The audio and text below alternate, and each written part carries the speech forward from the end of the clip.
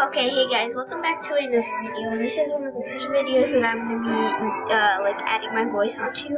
So yeah, I'll be showing you how to make your own decals. So let's get right into the video. So all you have to do is you have to copy an image, like whatever image you want. You like search it up on Google or Bing or whatever you have, and then what you want to do is you want to. So I'm making a daycare. You have to save picture as and when it loads, you go into Roblox and you name the file. And I already named it, so yeah.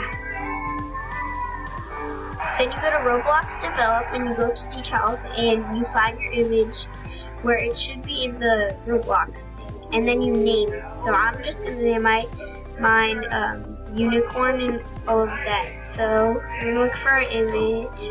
It is right there, and it's a unicorn.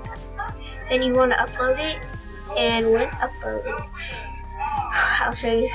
Okay, so when it's uploaded, you click on it,